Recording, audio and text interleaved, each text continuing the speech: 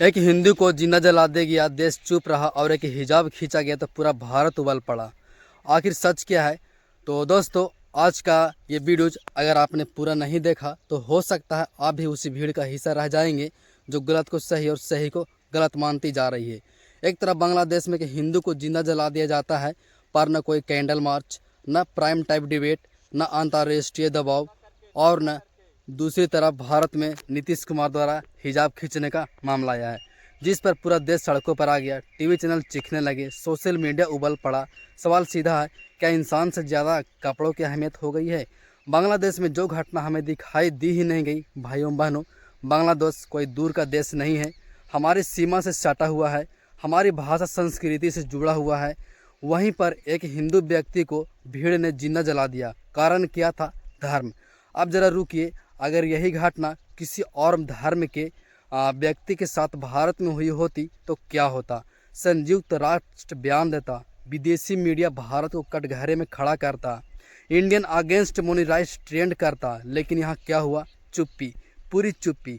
न भारत सरकार पर दबाव पड़ा, न मानवाधिकार संगठन की सक्रियता हुई, न बॉलीवुड का एक ट्वीट हुआ। बॉलीवुड जो भगोड़ा बॉलीवुड जो बोलता है ना, किसी चीज़ के बारे में ट्रेंड करता है, एक भी बॉलीवुड का स्टार ना किसी का भी ट्वीट हुआ, क्योंकि मरा हुआ व्यक्ति हिंदू था और देश बांग्लादेश था।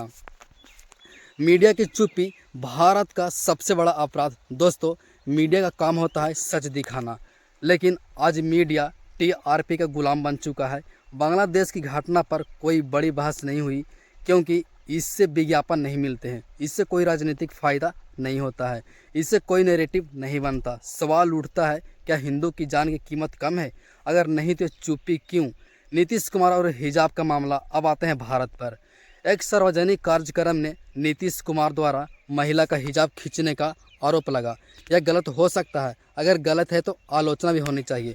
इससे पहले वीडियो में बढ़ूँ उससे पहले मैं आपको एक बात बता दूं कि अशोक गहलोत राजस्थान में एक जो कि धर्म संस्कृति का मर्यादा, जो पुरानी सभ्यता चली आ रही थी, भारत की संस्कृति थी, राजस्थान में एक मर्यादा होती है कि वहाँ की महिलाएं घूंघट ओढ़कर बाहर निकलती हैं और चलती भी हैं। ऐसा उनका धर्म है और बहुत ही महान धर्म है, क्योंकि राजस्थान के बारे में अगर जानेंगे, उनका पिछले इतिहास आप जानेंगे तो बहुत ही आपका रूह कांप जाएगी। इस तरह से उन्होंने का जौहर किया था बहुत सारे लोगों ने।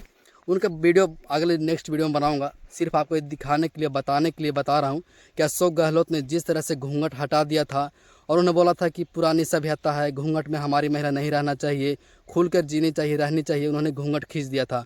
अगर वो सही है, अगर आप मानते हैं कि चलिए ठीक किया, राजस्थान में जो महिला का खींचा था वो सही है, तो ये हिजाब खींचा नीतीश कुमार ने, तो ये भी सही होना चाहिए, क्योंकि राजस्थान में अशोक गहलोत ने जिस तरह से घूंघट हटा दिया था, अगर नीतीश कुमार ने भी अगर हिजाब खींचा तो बहुत अच्छी की बात है, क्योंकि उनको ये भी तो देखना चाहिए था कि हिजाब में बैठी कोई दूसरा महिला नहीं है, वो अलग चीज़ हो गया। लेकिन अगर अशोक गहलोत सही है तो नीतीश कुमार भी अपनी जगह सही है। कानूनी का कार्रवाई होना चाहिए, लेकिन यह जो हुआ वो आलोचना ही नहीं था।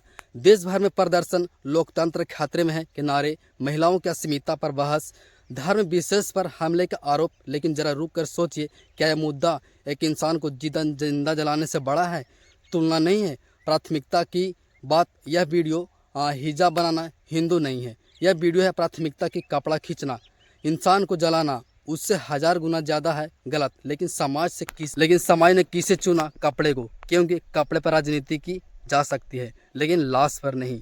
मानवाधिकार सबके लिए है या चुनिंदा? मानवाधिकार संगठन कहते हैं हम सभी इंसानों के अधिकारों के लिए है, लेकिन सवाल यह है कि सभी इंसान कौन है? क्या हिंदू इंसान नहीं है? क्या बांग्लादेश का नागरिक इंसान नहीं है? परिभाषा देश बदलते ही बदल जाती है।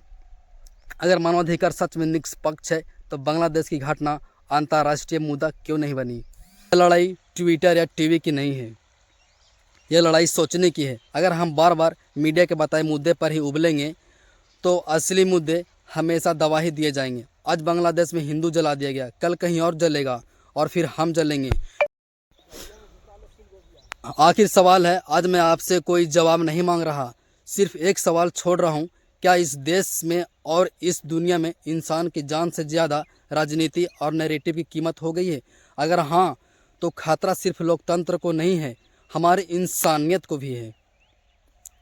अगर अगर आपको लगता है कि यह सवाल उठाना ज़रूरी था तो इस वीडियोज़ को लाइक करें, शेयर करें, ताकि गांव कस्बे तक सच की आवाज़ पहुंचे।